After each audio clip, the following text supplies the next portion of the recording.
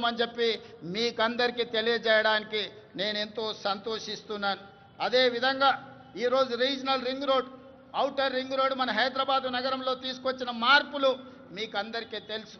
ఈరోజు ఐటీ కానీ ఫార్మా కానీ హైదరాబాద్ నగర అభివృద్ధికి ఔటర్ రింగ్ రోడ్ మనకి ఎంత సహాయం అందించిందో మీకు తెలుసు. 160 కిలోమీటర్ల ఔటర్ రింగ్ రోడ్ ఇంత అభివృద్ధి చేస్తే ఈనాడు రీజనల్ రింగ్ రోడ్డును ప్లాన్ చేస్తున్నాం. RRRని 360 కిలోమీటర్ల పొడవున హైదరాబాద్ తెలంగాణ నగరాన్ని చుట్టుముట్టే విధంగా ఈరోజు రీజనల్ రింగ్ రోడ్డును మనము నిర్మించుకోబోతున్నామని తెలియజేయడానికి నేను సంతోషపడుతున్నాను. రీజనల్ రింగ్ రోడే కాదు, ఔటర్ రింగ్ రోడ్డు నుంచి రీజనల్ రింగ్ రోడ్డు వరకు రేడియల్ రోడ్లను వేసుకోవడం ద్వారా మన నగరాన్ని మహానగరంగా ప్రపంచ దేశాలతో పోటీ పడే విధంగా తీర్చిదిద్దాలని ఈనాడు తెలంగాణ ప్రభుత్వం ఉక్కు సంకల్పంతో ముందుకు వెళ్తున్నది. దీనికి మీరు అందించిన సహకారానికి నేను మనస్ఫూర్తిగా కృతజ్ఞతలు తెలియజేస్తున్నాను. అదేవిధంగా హైదరాబాద్ నగరంలో ఈ పక్క నుంచి వెళ్తున్న మెట్రో మీరు అందరూ చూస్తున్నారు.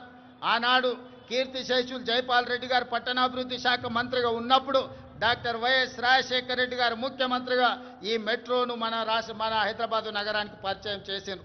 ఆనాడు దేశంలోనే 2వ స్థానంలో ఉండే ఈ 12-13 ఏళ్ళు మెట్రో విస్తరించకపోవడం వల్ల 9వ స్థానానికి హైదరాబాదు నగరం పడిపోయింది.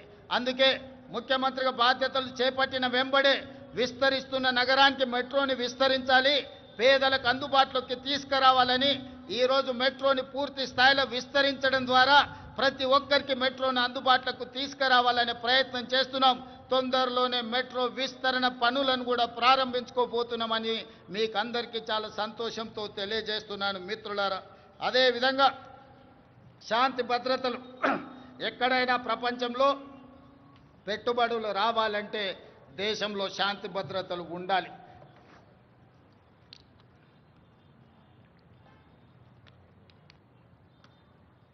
శాంతి భద్రతలు లేని దేశానికి పెట్టుబడులు రావు. అందుకే ఈరోజు హైదరాబాద్ నగరాన్ని, తెలంగాణను దేశంలోనే నెంబర్ 1గా తీర్చిదిద్దిన పోలీసింగ్ వ్యవస్థ ఈరోజు మనకు ఉన్నది. కేంద్ర ప్రభుత్వమే నిర్వహించిన సర్వేలలో తెలంగాణ రాష్ట్ర పోలీసులు అత్యంత పకడ్బందీ శాంతి భద్రతలను కాపాడడంలో దేశంలోనే మన మొదటి స్థానంలో నిలబడ్డాం. ఇదే కాదు, డ్రగ్స్ను నియంత్రించడంలో కూడా ప్రపంచ దేశాలు పోటీ పడితే మన తెలంగాణ రాష్ట్రానికి మొదటి బహుమతి వచ్చింది. మన అధికారులు దుబాయ్లో ఆ మొదటి స్థానాన్ని, గుర్తింపును, గౌరవాన్ని స్వీకరించడం జరిగింది.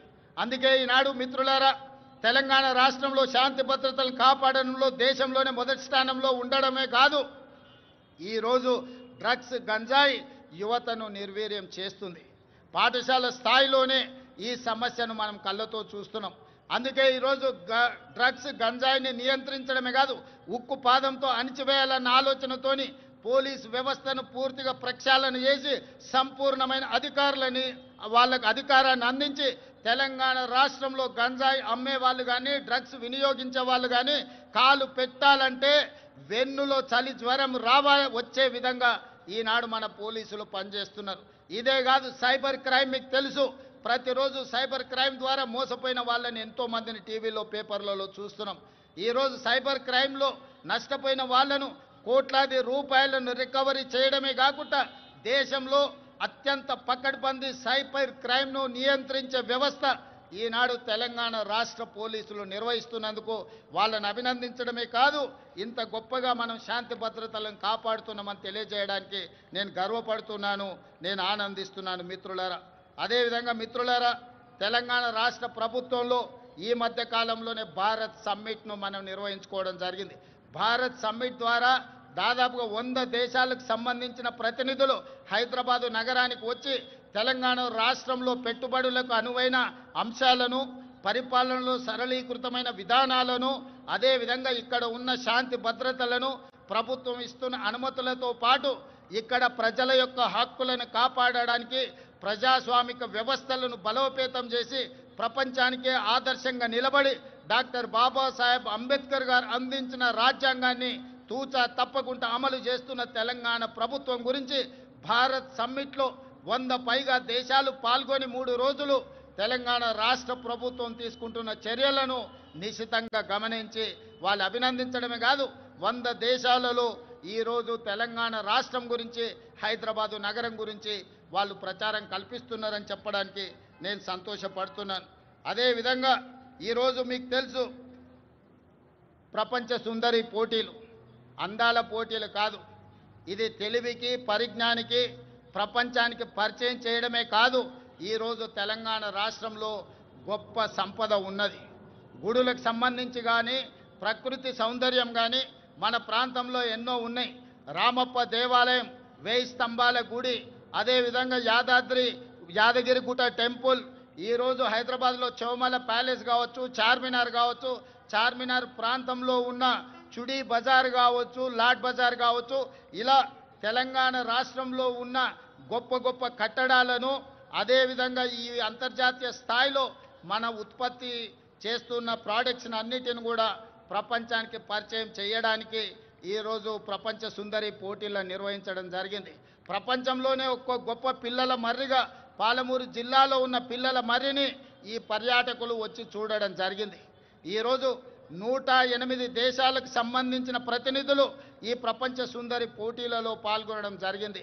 25 రోజులు ఇక్కడ అన్ని రకాలుగా రక్షణ కల్పించి అన్ని ఏర్పాట్లను మన టూరిజం డిపార్ట్మెంట్ చేయడం ద్వారా ఈరోజు ప్రపంచానికే హైదరాబాదు నగరం తెలంగాణ రాష్ట్రం పెట్టుబడులకు అనువైన కేంద్రంగా ప్రభుత్వం ఇతర దేశాల నుంచి వచ్చిన పర్యాటకులకు రక్షణ కల్పిస్తుంది. వాళ్ళందరూ కూడా ఈ రాష్ట్రంలో పర్యటించవచ్చు.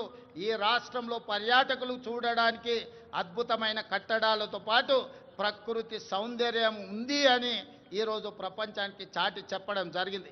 టూరిజం డిపార్ట్మెంట్ కూడా ఒక గొప్ప కార్యక్రమాన్ని తీసుకొని అద్భుతంగా నిర్వహించిందని మీ అందరికీ తెలియజేయడానికి నేను సంతోషపడుతున్నాను. అదేవిధంగా మిత్రులారా, 2047 నాటికి భారతదేశానికి స్వతంత్రం వచ్చి 100 సంవత్సరాలు పూర్తి చేసుకోబోతుంది. 1947 15 ఆగస్టు నాడు స్వతంత్రం వస్తే 15 ఆగస్టు 2047 నాటికి 100 సంవత్సరాలు మనము ఈ స్వేచ్ఛను ఈరోజు మనం అనుభవిస్తున్న స్వతంత్రాన్ని పూర్తి చేసుకోబోతున్నాం. కాబట్టి 100 సంవత్సరాల స్వతంత్రాన్ని నిర్వహించుకోబోతున్న మనము ఒక గొప్ప లక్ష్యంతో తెలంగాణ రాష్ట్రాన్ని అభివృద్ధి పదం వైపు నడిపించాలని ఈనాడు ప్రజాప్రభుత్వం నిర్ణయం తీసుకున్నది. దాంట్లో భాగంగానే తెలంగాణ రైజింగ్ 2047 అనే ఒక పాలసీ డాక్యుమెంటును, ఒక విజన్ డాక్యుమెంటును తీసుకురావడం ద్వారా ప్రపంచంతో పోటీ పడాలి అని ఈరోజు మనం నిర్ణయించుకున్నాం. అందుకే 2047 నాటికి భారతదేశం $30 ట్రిలియన్ ఎకానమీకి చేరాలని ప్రయత్నం చేస్తున్నది, లక్ష్యం పెట్టుకొని పని చేస్తున్నది. మరి భారతదేశం ప్రభుత్వం $30 ట్రిలియన్ ఎకానమీని ఈరోజు దృష్టిలో పెట్టుకొని ప్రణాళికలు చేసుకుంటే తెలంగాణ రాష్ట్ర ప్రభుత్వం అందులో భాగస్వామి కావాలి, అగ్రభాగాన నిలబడాలి అని తెలంగాణ రైజింగ్ 2047 పాలసీ డాక్యుమెంట్ తీసుకొచ్చినాం. అందుకే ఈరోజు పరిశ్రమల కోసం, వ్యాపార సంస్థల కోసం, విద్యా ఉపాధి అవకాశాల కోసం అన్ని రకాలను మనం ఈరోజు అన్ని రకాల పాలసీలను తెచ్చుకోవడమే కాకుండా energy policy, tourism policy, industrial policy, investment policy, అదేవిధంగా హెల్త్ పాలసీ, ఇట్లాంటి పాలసీలన్నీ కూడా తెలంగాణ రాష్ట్ర ప్రభుత్వం ఈ మధ్యలోనే ప్రజలకు పరిచయం చేయడం జరిగింది. ఈ పాలసీలన్నిటిని కలిపితే తెలంగాణ రైజింగ్ 2047, తద్వారా తెలంగాణ రాష్ట్రాన్ని ప్రపంచంతో పోటీ పడే విధంగా తీర్చిదిద్దాలన్నదే మా ఆలోచన. అందులో భాగంగా రాబోయే 10 సంవత్సరాలలో తెలంగాణ రాష్ట్రం యొక్క ఆదాయాన్ని $1 ట్రిలియన్ ఎకానమీగా మార్చి, అదేవిధంగా 2047 నాటికి దేశం $30 ట్రిలియన్ ఎకానమీకి చేరాలంటే తెలంగాణ రాష్ట్రం $3 ట్రిలియన్ ఎకానమీగా మారాలి అని ఈరోజు లక్ష్యం పెట్టుకొని ముందుకు వెళ్తున్నాం. ఈరోజు దేశ జనాభాలో